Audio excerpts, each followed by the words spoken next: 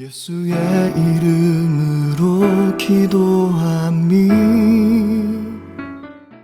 아이들의 부모는 이런 어린 아이들을 바라보면서 걱정이 이만저만이 아니었습니다. 양극단에 빠져 살다가 나중에 커서 세상을 살아가는데 분명히 어려움이 있을 것이라고 생각했던 것이죠. 그래서 크리스마스가 다가왔을 때 아버지는 무언가를 작정하고 어머니에게 말했습니다. 두 녀석의 성격을 변화시키기 위해 아무래도 극단적인 방법을 동원해야겠소.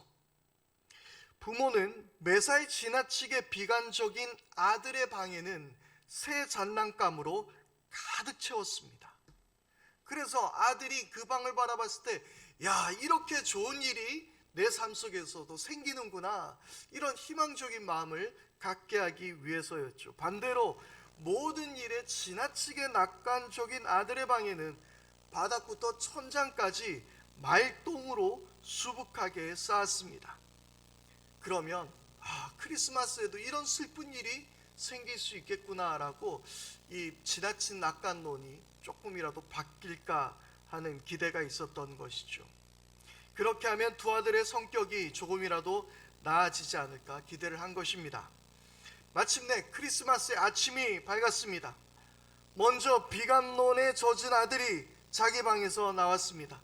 아버지가 잔뜩 기대에 찬 표정으로 물었습니다. 아들아, 새 장난감을 잘 가지고 놀았니? 그런데 부모의 예상과는 달리 이 아들은 한숨만 푹푹 내쉬었습니다. 전혀요. 포장을 뜯을 수도 없었어요. 괜히 건드렸다가 망가지면 더 실망할 거 아니에요. 그렇게 이야기하던 것이었습니다. 곧 지나친 낙관론에 빠진 아들이 말똥이 가득한 방에서 실이 나서 뛰어나왔습니다. 아버지가 눈을 동그랗게 뜨고 물었습니다. 야, 넌 왜 그리 기분이 좋니? 그러니 아들이 이렇게 말합니다.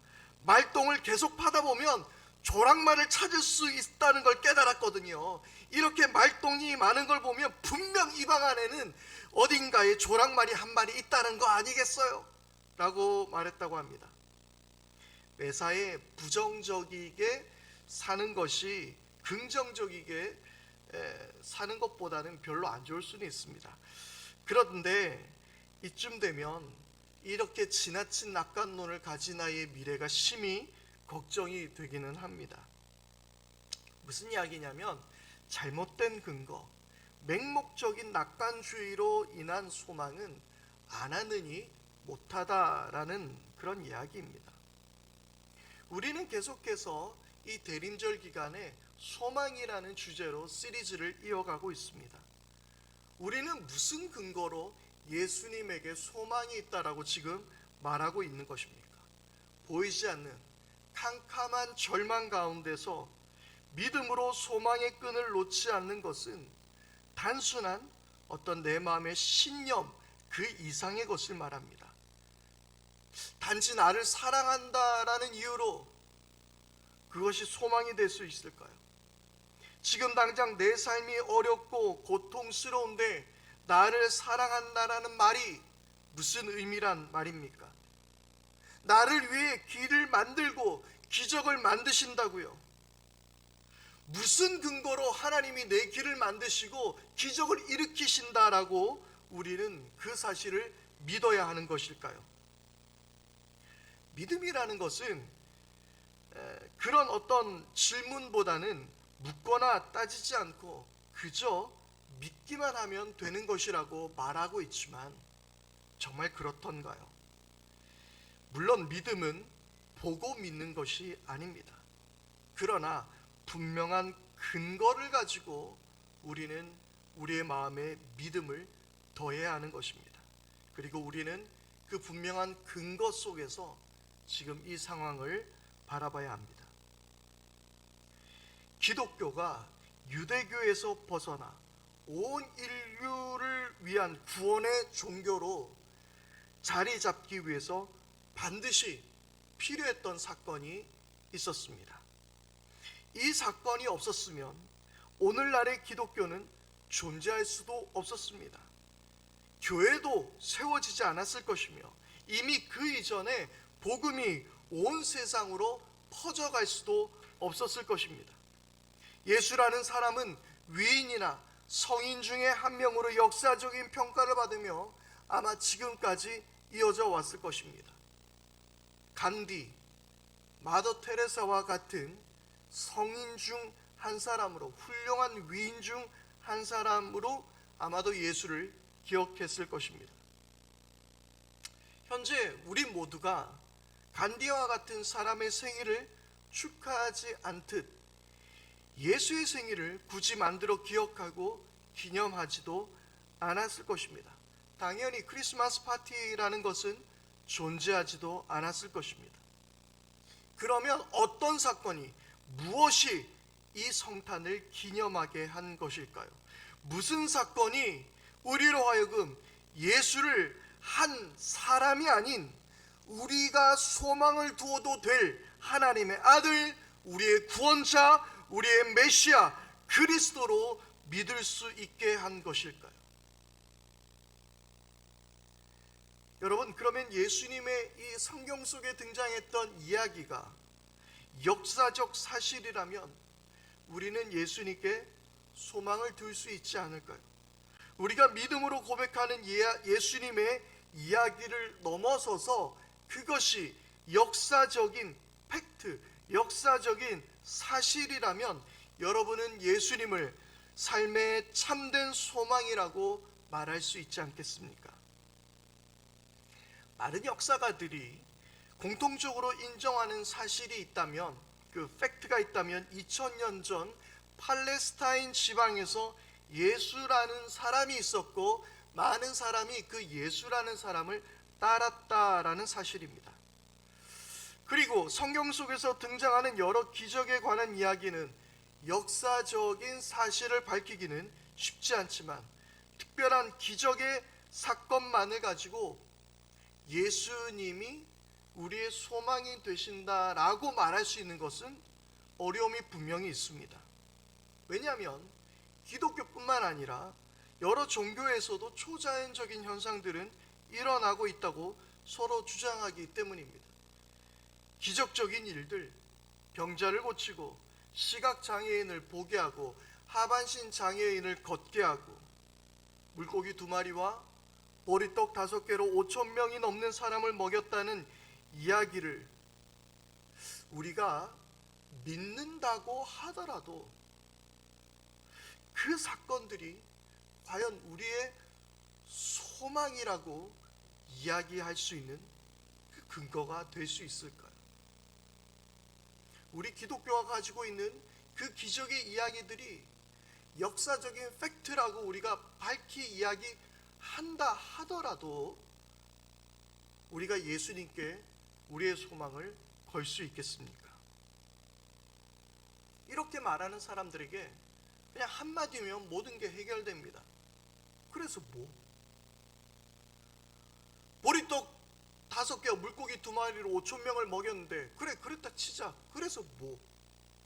그게 어쨌다는 이야기야. 그 한마디면 그 어떤 것들도 예수님의 이야기는 우리의 소망이 될 수는 없습니다.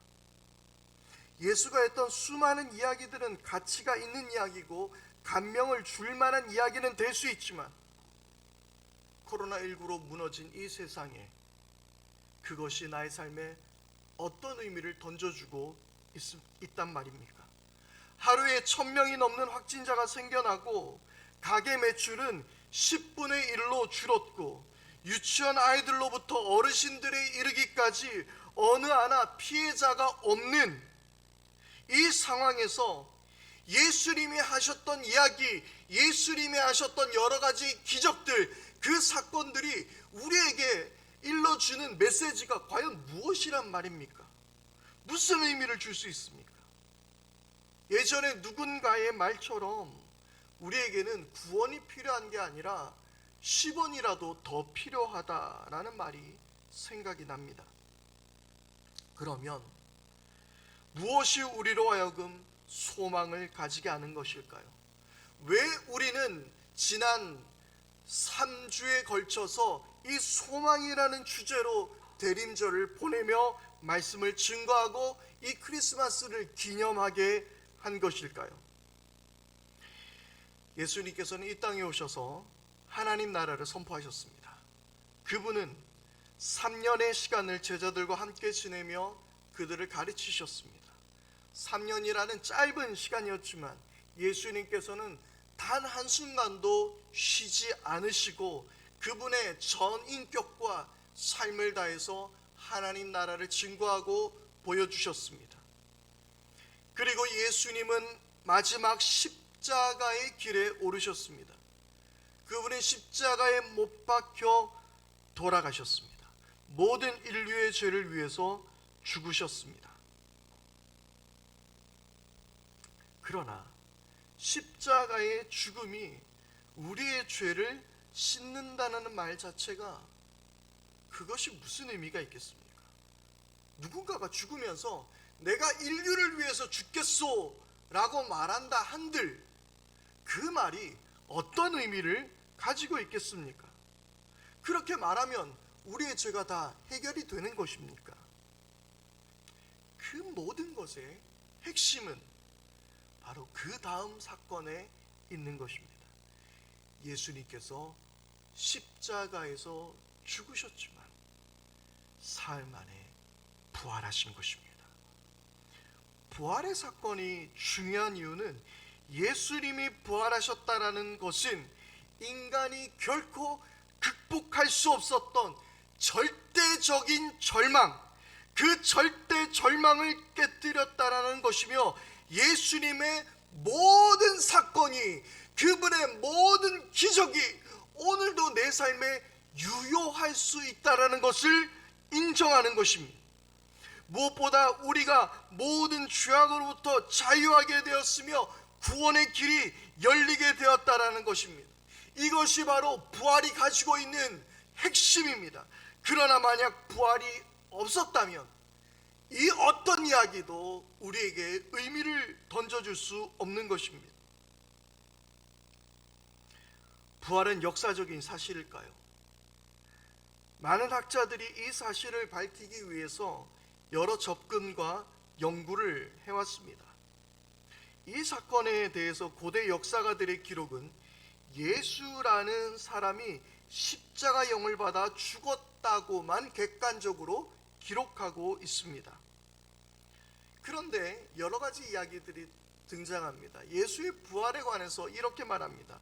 어떤 학자들은 예수님이 죽으신 것이 아니라 십자가에서 기절했다라고 이야기하고 있습니다. 그러니까 기절을 했을 뿐인데 나중에 부활했다, 다시 일어났는데 그것을 부활했다라고 이야기하는 것이죠. 그런데 아무리 생각해봐도 예수님께서 못 박히시기 전에 태형을 당하셨습니다. 채찍질을 맞으셨습니다. 여러분들 아마 패션 오브 크라이스트라는 영화를 보셔서 알 수 있겠지만 그 영화 안에서 채찍질은 거의 사람이 죽을 정도로 때립니다. 예전에 그런 이야기도 들은 적이 있습니다. 사실 그 채찍질을 가혹하게 하는 이유는 십자가형이 있기 전에 사람을 그냥 죽이기 위해서라고 말합니다. 그래서 실제로 채찍질을 하는 사람에게 뇌물을 주어서 그 사형당하는 가족이 뇌물을 주어서 더 세게 해서 그냥 채찍질해서 죽을 수 있게끔, 그래서 십자가형까지 이어지지 않도록 그렇게 부탁하는 경우들도 있었다고 합니다. 그러니까 채찍질은 거의 사람이 죽는 상태였던 것이죠. 엄청난 피를 흘려야 했습니다. 그런데 그 일이 있은 후 3일이 지났는데 몸에 그런 빠른 회복이 있을 수가 없습니다.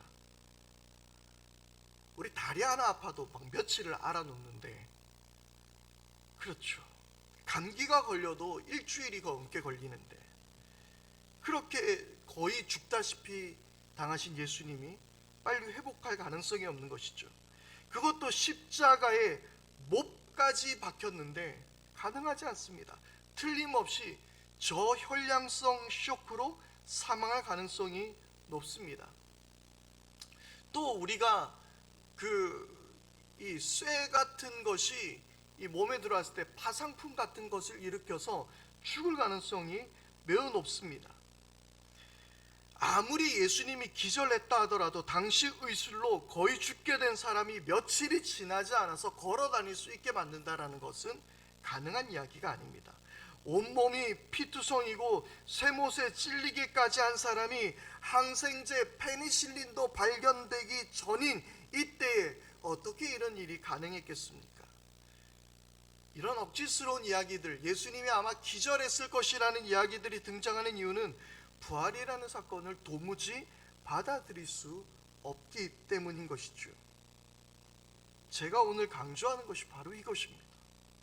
부활이 사실이면 예수님은 충분히, 아니 차고도 넘칠 정도로 우리의 삶에 소망이 되실 수 있다는 것입니다.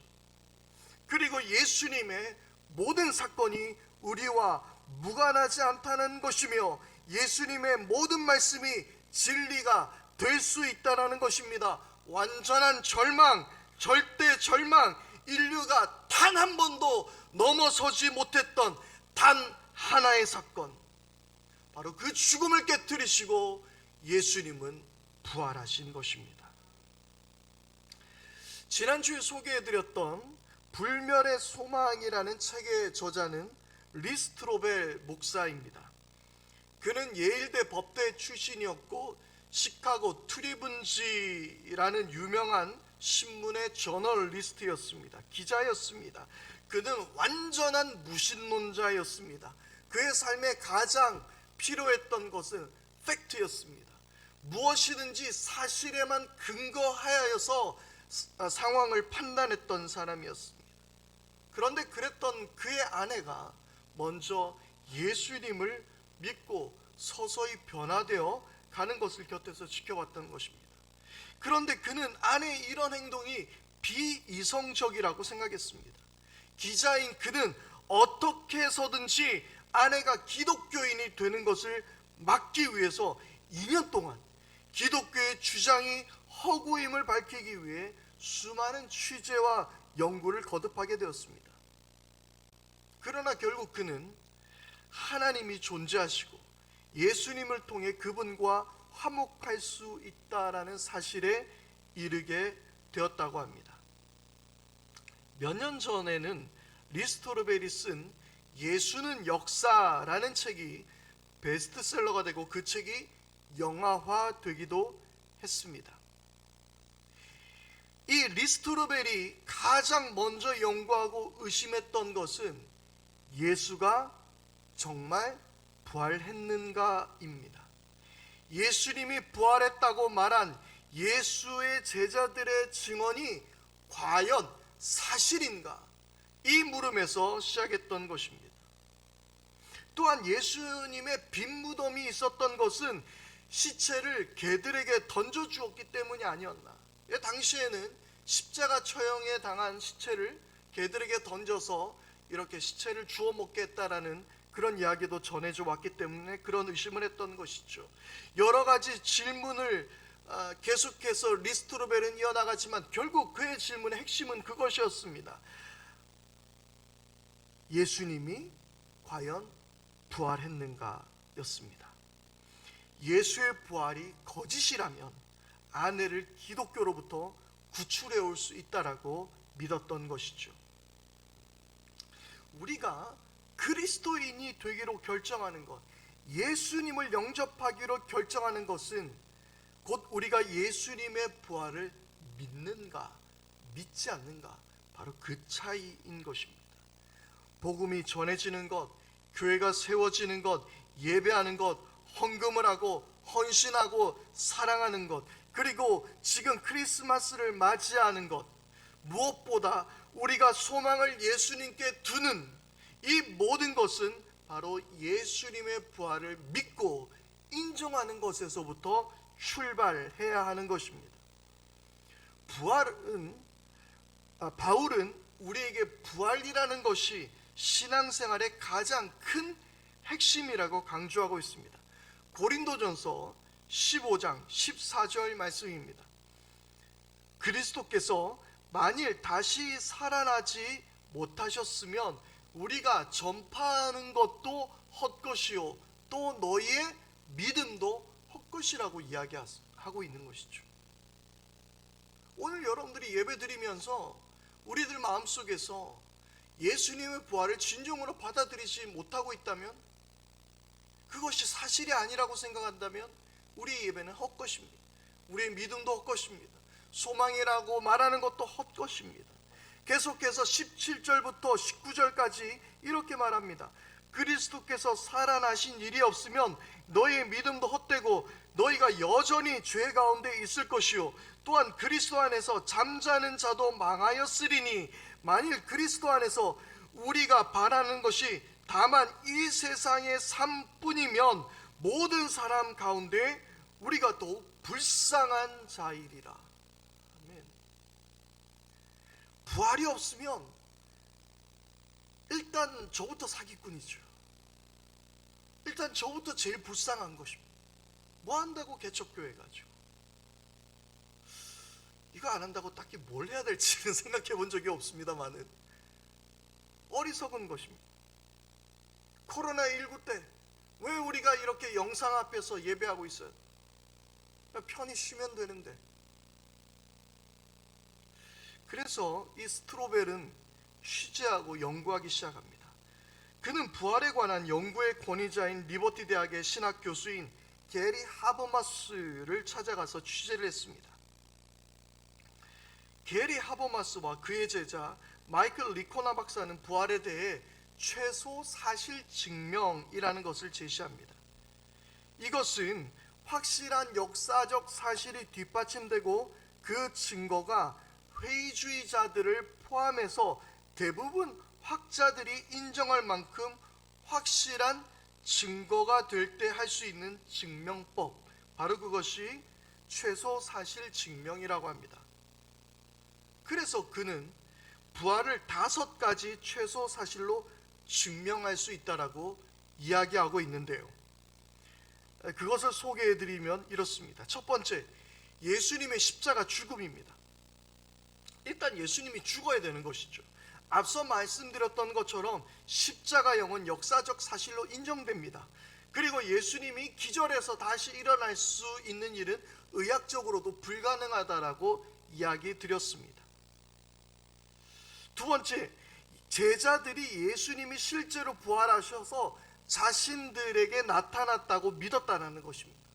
무슨 말이냐면 제자들에 관한 이 바울의 증언, 초대교회를 통해 내려온 구전, 초대교회 기록이 그 증거인데요. 바울은 부활을 직접 목격한 사람은 아니었습니다. 그러나 그는 제자들이 예수님이 부활했다라는 사실을 직접 들었던 것이죠. 또한 구전으로 전해진 이야기인데, 구전으로 전해졌다면 매우 빠른 시간에 사람들에게 전해진 것이며 이 기간이 빠르면 빠를수록 거짓일 가능성이 없다라는 이야기예요. 무슨 말이냐면 지금 당장 예수님이 부활했다라고 사람들에게 막 말을 해주고 있어요. 그런데 이 사실이 거짓말이라면 바로 들통 날 수밖에 없다라는 거예요. 그런데 많은 사람들에게 구전으로 이어지면서 맞아, 나도 봤어, 나도 그 자리에 있었어, 나도 예수의 부활을 목격했어 라고 이어지자 그 소문이 구전으로 쭉 이어지게 되는 거예요. 매우 짧은 시간에 그 일이 이루어졌다라는 거예요. 성경의 기록이 예수님의 부활이 있고 난 후에 몇백 년 후에 그것이 기록된 것이 아니라 단지 30여 년에서 50여 년이 지난 이후에 복음서가 기록되었다라는 사실이에요. 그것을 본 사람들이 직접 있었기에 그 복음서는 신빙성을 가질 수밖에 없었고 많은 사람들에게 읽혀질 수밖에 없었다라는 것입니다.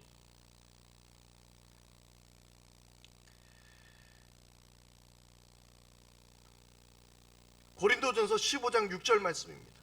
그 후에 500여 형제에게 일시에 보이셨나니 그 중에 지금까지 대다수는 살아있고 어떤 사람은 잠들었으며 라고 기록하고 있습니다. 실제로 이 글을 보는 사람 중에서 부활의 목격자들이 존재하고 있었다라는 것이죠. 예수님의 부활 후 얼마 지나지 않았기에 말을 함부로 지어낼 수 없었던 상황입니다. 그것도 500명이나 되는 목격자가 존재한다라는 거짓말을 어떻게 할 수 있었겠습니까? 무엇보다 제자들이 고통과 박해 그리고 순교까지 감수했다는 것입니다. 그들은 부활을 믿었던 것이 아니라 보았던 것입니다. 이것은 이슬람의 테러리스트들이 순교하는 것과는 전혀 다른 이야기입니다. 이슬람에서는 순교하게 되면 네가 천국에 갈 거고 순교하게 되면 복을 받을 거다라고 이야기하면서 기쁨으로 그들은 순교합니다. 그러나 성경은 네가 순교한다라고 어떤 일이 있을 거라고 이야기하지 않습니다. 요한계시록의 순교에 대한 이야기는 이미 그리스도의 박해가 그리스도인을 향한 박해가 있은 후에 기록되어진 성경입니다. 그 이전에 이미 제자들은 사도행전의 말씀을 통해서도 보아서 알 수 있듯이 스데반이 죽었고 그리고 예수님의 제자들이 순교를 당하고 있었다라는 것이죠. 부활을 실제로 경험했던 것입니다. 그들은 부활을 직접 보았기 때문에 그들로 하여금 죽음도 두렵지 않게 한 것입니다. 또한 한 가지 사실은 박해자였던 바울이 변했다라는 사실입니다. 바울은 예수님을 믿는 사람을 박해하는 사람이었습니다. 그랬던 그가 복음 전도자로 바뀌는 것입니다. 예수님이 죽으신 지 몇 년이 지나지 않아 생긴 일입니다. 그리고 돌에 맞아 죽을 뻔하더라도 어떤 고난에도 굴복하지 않았죠. 여러분, 이것은 매우 이상한 이야기 아닙니까? 예수님을 적대적으로 생각하던 사람이 어느 순간에 죽음도 두려워하지 않는 복음 전도자로 바뀌었다는 사실.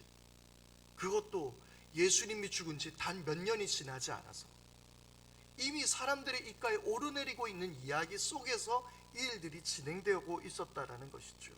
그리고 또한 빈무덤에 대한 증언자들이 등장하고 있습니다. 흥미롭게도 빈무덤의 증언자들은 성경에 의하면 여성들입니다.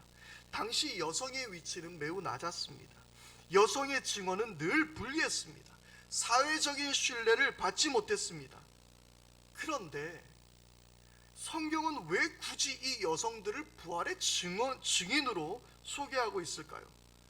거짓말을 하려고 처음부터 마음먹었었다면 결코 여자들을 증인으로 내세울 이유가 없습니다. 더 신뢰받기 위해서 베드로나 요한 이런 사람들이 예수님의 부활을 목격했다라고 기록하는 것이 훨씬 더 유리했습니다. 왜 여성들을 내세웠을까요? 그 이유는 당연합니다. 이 여인들이 진짜로 빈무덤을 보았기 때문이었습니다. 예수님이 돌아가신 지 얼마 되지 않아 부활하신 예수님을 보았다라고 말했습니다. 또 여럿이 함께 보았다라고 주장합니다. 심지어 그들은 고통과 죽음도 두려워하지 않게 되었습니다. 예수님을 거짓 선지자로 주장하던 자도 부활하신 예수님을 만나고 변화되었습니다. 예수님의 적이었던 사람까지 부활을 인정한 것이죠. 그리고 빈무덤에 대한 증언 당시 기독교를 박해하던 적들까지도 인정하였던 사실입니다. 여러분, 이 모든 이야기를 뒷받침하게 되었을 때에 도무지 부활을 인정하지 않고서는 이 이야기가 성립이 될 수 없습니다. 부활은 모든 소망의 근거가 되어주는 줄 믿습니다. 완전한 절망을 깨뜨린 소망의 주님은 지금도 우리의 주 예수 그리스도가 되실 수 있는 것입니다. 그분은 부활하셨기에 지금도 살아계셔서 내 기도를 듣고 계시는 줄 믿는 것입니다. 부활하신 전능하신 분이시기에 내 모든 삶을 걸어도 충분한 것입니다. 예수님이 부활하셨기에 우리의 삶도 여기가 전부가 아님을 우리도 부활하게 되는 것을 믿게 되는 것입니다. 소망이 흔들릴 때에 부활의 주님을 기억하십시오. 삶의 위기가 닥쳐오고 고난이 찾아올 때 주님의 부활을 기억해야 됩니다. 때로는 이해할 수 없는 어려움이 몰려오더라도 부활은 우리의 능력의 근거가 될 수 있는 줄 믿습니다. 지난주에 아내가 저에게 들려준 이야기였습니다. 어떤 아이와 이런 대화를 했다고 하는데, 어떤 아이가 크리스마스가 되면 너무 설레어서 지금부터도 잠이 안 온다라고 말하고 있었다고 합니다. 1년 중 가장 기다려지는 날이 크리스마스라고 이야기했다고 합니다. 근데 그 아이는 예수님을 믿는 아이가 아닙니다. 대부분 아이들이 이렇게 이야기하더라는 거예요. 예수님을 믿진 않지만 모두들 크리스마스를 너무나도 기다리는 거예요. 아이들이 너무나도 이 크리스마스를 즐거워합니다. 그냥 아무 이유 없이 학원에 빠지면 안 되냐고. 그냥 이유는 너무 설레어서. 그게 이유였습니다. 그러면서 제 아내가 이야기해 줬습니다. 이 아이들에게 어떻게 복음을 전해야 돼? 너희들이 왜 성탄절에 기뻐하는지 그걸 알려주고 싶다. 성탄절에 왜 선물을 받아야 하는지, 왜 성탄절이 너희들을 이렇게 흥분하게 만들고 설레이게 만드는지 말해주고 싶었던 것이죠. 크리스마스가 연말과 어우러져서 이것이 전 세계인의 축제가 되기도 했지만 누구보다 우리는 그 의미를 제대로 알아야 합니다. 바로 그것의 시작이 부활인 것입니다. 제가 오늘 이 대림절 기간에 왜 부활절 설교를 하고 있겠습니까? 그 모든 근거는 바로 부활하신 주님이 우리의 소망의 근거가 되시기에 성탄절, 이 대림절은 우리에게 소망이 될 수 있는 것입니다. 부활의 사건이 없었다면 크리스마스는 존재하지도 않습니다. 우리는 이 대림절 기간 소망에 가득 찬 말씀을 나눌 수 있는 이유는 우리 주님이 부활하셨기 때문입니다. 요한복음 20장 19절 말씀입니다. 이날 곧 안식 후 첫날 저녁 때에 제자들이 유대인들을 두려워하여 모인 곳의 문들을 닫았더니 예수께서 오사 가운데에 서서 이르시되 너에게 평강이 있을지어다. 이 일은 예수님이 부활하신 후 처음으로 제자들에게 찾아오신 사건입니다. 그리고 제자들에게 너에게 평강이 있을지어다 인사하신 것이죠. 샬롬 인사하셨습니다. 부활의 소망은 코로나19로 무너진 우리 일상 한가운데로 찾아오셔서 두려워하지 말라, 평안하여라, 그렇게 말씀하시는 주님의 음성입니다. 함께 기도하겠습니다.